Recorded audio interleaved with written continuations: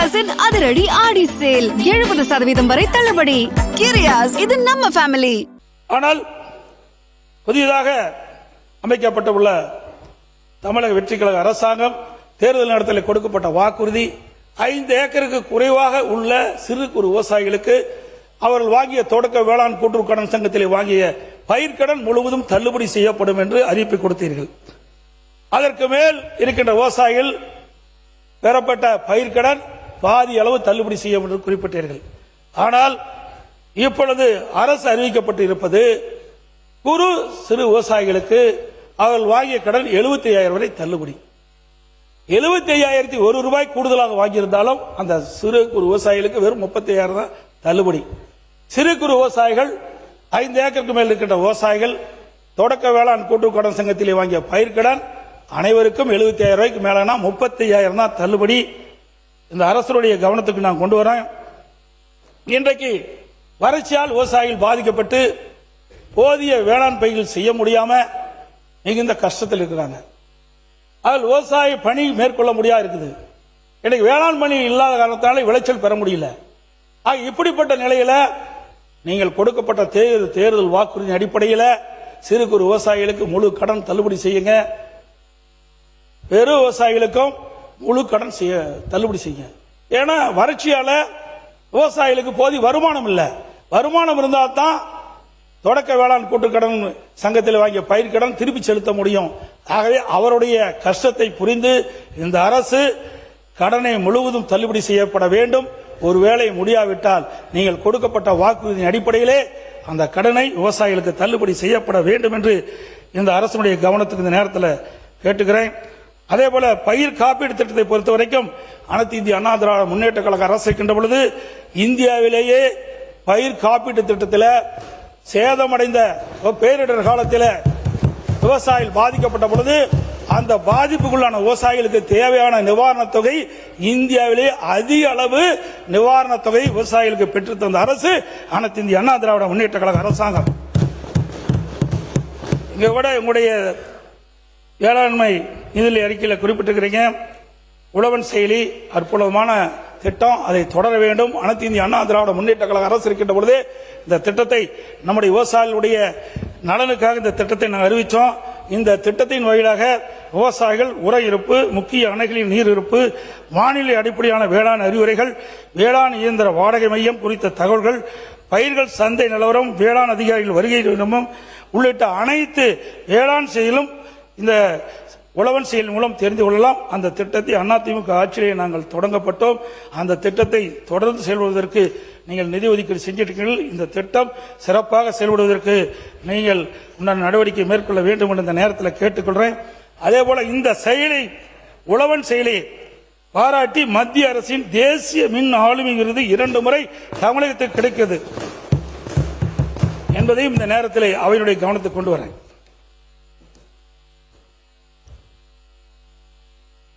அனைத்து இந்திய அண்ணா திராவிட முன்னேற்ற கழக அரசு இருக்கின்ற பொழுது இன்றைக்கு கிருஷ்ணகிரி மாவட்டம், தருமபுரி மாவட்டம், சேலம் மாவட்டத்தில் விவசாய பெருமக்கள் மலர் சாகுபடி அதிகமாக செய்கிறாங்க.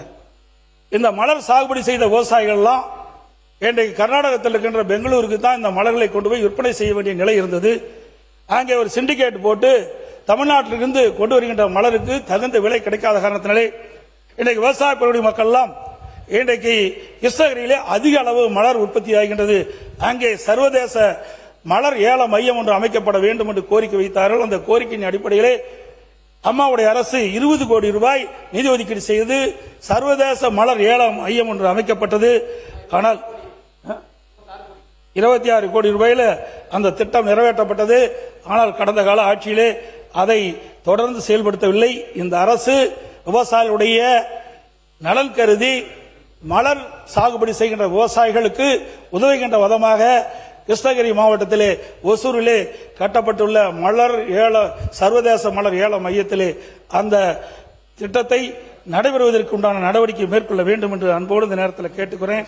மாண்புமிகு உறுப்பினர், இன்னும் உங்களுக்கு அடுத்து இன்னும் ஒரு 4 பேர் பேச வேண்டியது இருக்கு. ஆகையால் தயவு செய்து 2 பேர் பேசுறத ஒரு உறுப்பினர் தான் பேசுறேங்க. இருங்க, ஏற்கனவே பேரவைத் தலைவருக்கு அனுமதி நானும் கேட்டுட்டு தான் இருந்தேன். லிஸ்ட்ல 2, 3, 4 பேர் இருக்கிறாங்க. அவங்களும் கொஞ்சம் பேசணும். கொஞ்சம் பெருந்தன்மையோட நீங்க கொஞ்சம் பாராட்டுனீங்க. பேரவை துணை பேசி முடியுங்க. சுருக்கமா முடியுங்க. அவரு பாரு வேளாண் பட்ஜெட் ஒண்ணு இல்ல. ஒரு விவசாயி பேசுங்க. ஏங்க இது குறுக்கீடு ரெண்டு பக்கம் போயிருக்கு. பேசுங்க சுருக்கமா பேசுங்க. பேரவைத் தலைவர் அவர்களே, விவசாயிகள் மாம்பழம் இந்த ஆண்டு கடந்த ஆண்டு சரி இந்த ஆண்டு சரி மாம்பழ விளைச்சல் அதிகமாகிட்டது. பயிரிட்ட விவசாயிகள் கடுமையாக பாதிக்கிட்டாங்க. விலை வீழ்ச்சியால் கடுமையாக பாதிக்கப்பட்டுட்டாங்க. இன்றைக்கு இந்த அரசு பயிரிட்ட விவசாயிகள் இந்த ஆண்டு விலை வீழ்ச்சியால் பாதிக்கப்பட்டிருக்கிறாங்க. அப்படி பாதிக்கப்பட்ட விவசாயிகளை கண்டறிந்து அவர்களுக்கு தேவையான நிவாரண உதவி வழங்க வேண்டும் என்று அரசுடைய கவனத்தை கொண்டு வருகிறேன். அதே போல மரவள்ளி கிழங்கு எங்களுடைய பகுதியில் இன்றைக்கு ஸ்டார்ச் உற்பத்தி பண்ணுறாங்க. ஜவ்வரிசி உற்பத்தி அதிகமாக இருக்குது. சேலம் மாவட்டத்தில் மரவள்ளி கிழங்கு பயிர்கின்ற அந்த விவசாயிகளுக்கு அவ்வப்போது மாவு பூச்சி விழுகுது. அதை தடுக்கிறதுக்குண்டான நடவடிக்கை இந்த அரசு மேற்கொள்ள வேண்டும் என்று கேட்டுக்கிறேன்.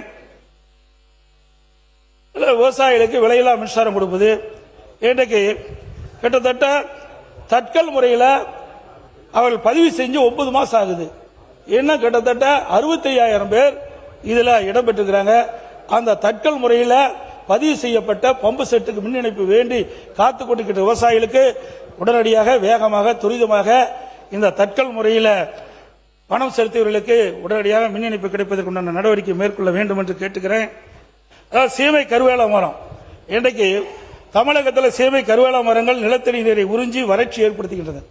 மண்ணின் வளத்தை நச்சுப்படுத்துவதும் பிற நாட்டுப்புற தாவரங்கள் அழிக்கும் செய்கின்றன. இந்த உயர்நீதிமன்ற உத்தரவின்படி தமிழ்நாட்டுக்கின்ற சீமை கருவேல மரங்களை அகற்றுவதற்கு இந்த அரசு உரிய நடவடிக்கை மேற்கொள்ள வேண்டும் என்று கேட்டுக்கிறேன்.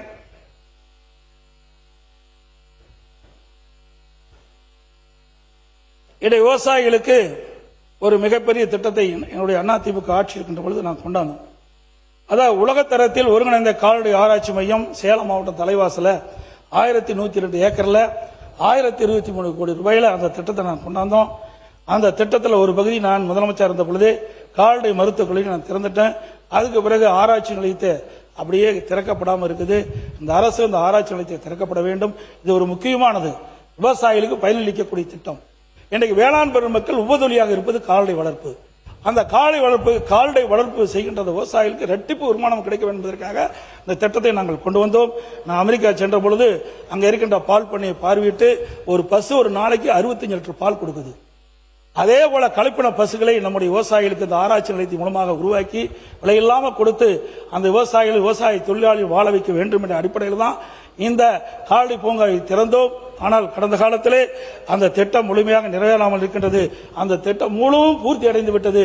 ஆகவே இந்த அரசு விவசாயிகளுடைய நன்மை கருதி இந்த கலப்பின பசுக்களை ஆராய்ச்சி நிலையத்தின் உருவாக்கி விவசாயிகளை கொடுத்து விவசாயிகளை வாழ வைக்க வேண்டும், விவசாய தொழிலாளியை வாழ வைக்க வேண்டும் என்று அரசுடைய கவனத்துக்கு நான் இந்த நேரத்தில் கொண்டு வரேன்.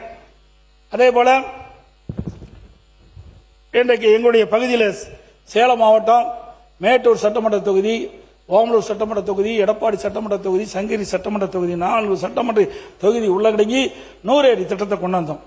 அதுல மேட்டூர் அணை நீர் நிரம்பி உபரியாக வெளியேறுகின்ற பொழுது நீரேற்றத்தின் மூலமாக சுமார் வறண்ட 100 ஏரிகளுக்கு நீர் நிரப்புகின்ற திட்டம் இதனுடைய நோக்கம். இதெல்லாம் கிட்டத்தட்ட அதிமுக ஆட்சி இருந்த பொழுது சுமார் 60% நிறைவேற்றியிருந்தோம்.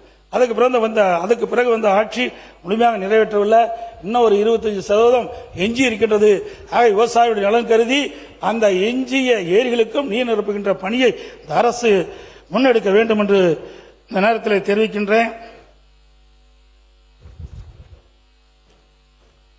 அதேபோல அத்திக்கடை அவனாசி திட்டம் எனக்கு முன்னால் இருக்கிற உறுப்பினர் கூட பேசினாங்க. அந்த திட்டம் நான் 3 மாவட்டத்தை உள்ளடங்கிய திட்டம். ஈரோடு மாவட்டம், திருப்பூர் மாவட்டம், கோவை மாவட்டம். இதை நீண்ட காலமாக போராடிட்டு இருந்தாங்க. 50 வருஷமா போராடிட்டு இருந்தாங்க. அந்த போராட்டத்துக்கு தீர்வு காண வேண்டும் என்று இதை புரட்சி தலைவி அம்மா அவர்கள் உத்தரவு போட்டு நான் பொதுப்பணித்துறை அமைச்சராக இருந்த காலகட்டத்தில் அந்த திட்டத்தை அறிவிக்கப்பட்டு அந்த திட்டம் 1652 கோடி ரூபாயில் உருவாக்கப்பட்டு முழுக்க மாநில நிதியிலிருந்து இந்த திட்டம் நிறைவேற்றத்திற்காக தொடங்கப்பட்டது.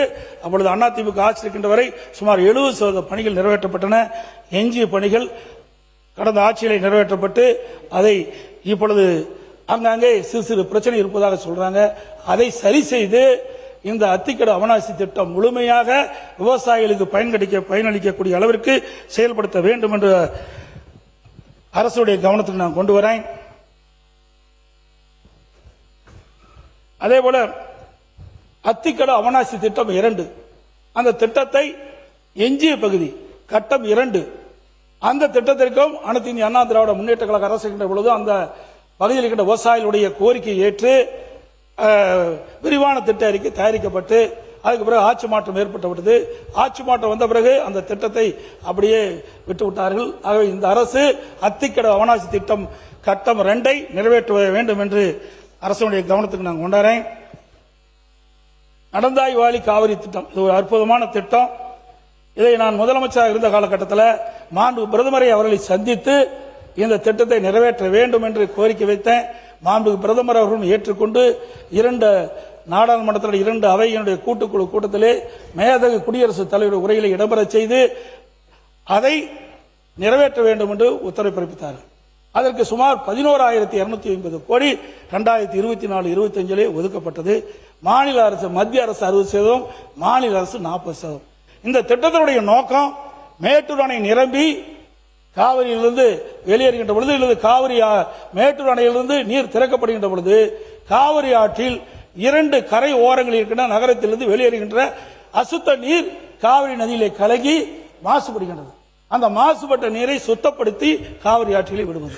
அதேபோல பவானி சார்ந்து வெளியேறுகின்ற நீர் காவிரி ஆற்றிலே வந்து கலக்கின்றது. அந்த பவானி ஆறு அணையில் திறக்கப்படுகின்ற நீர் 2 கரை ஓரங்களில் இருந்த நீர் அந்த பவானி ஆற்றிலே கலக்கிறது. அந்த நீரை சுத்தப்படுத்தி ஆற்றிலே விடுவது.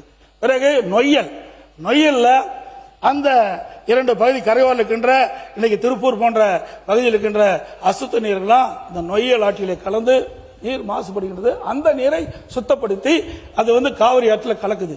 அதே போல அமராவதி ஆற்றிலிருந்து திறக்கப்படுகின்ற நீர் காவிரியில் கலக்கின்ற வரை 2 கரையில் ஓரம் வகின்ற கழிவு நீர் அந்த அமராவதி ஆற்றிலே கலக்குது. அந்த நீரை சுத்தப்படுத்தி விடுவது.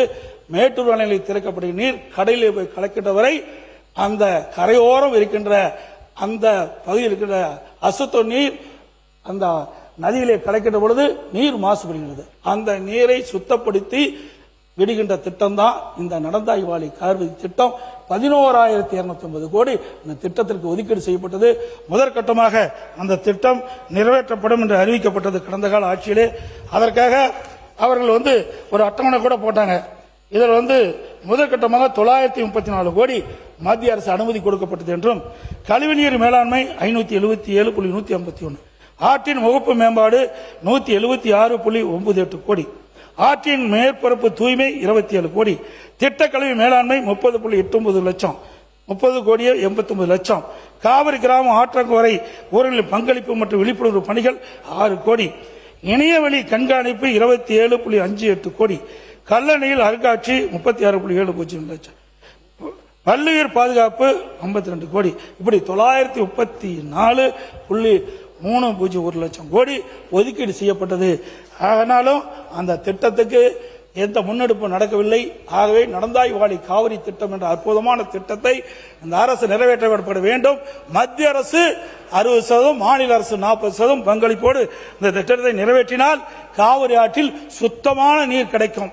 கிரியாஸின் அதிரடி ஆடி சேல் 70% வரை தள்ளுபடி. கிரியாஸ், இது நம்ம ஃபேமிலி.